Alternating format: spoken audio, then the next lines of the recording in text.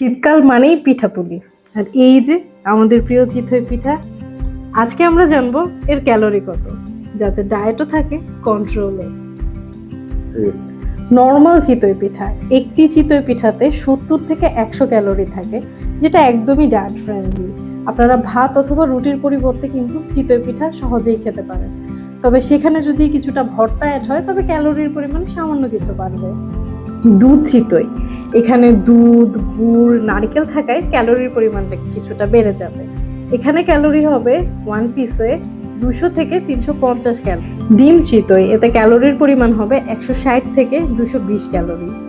নারকেল দিয়ে চিতই পিঠা খেতে কিন্তু দারুণ মজা লাগে। এটার ক্যালোরি হচ্ছে 150 থেকে 240 ক্যালোরি।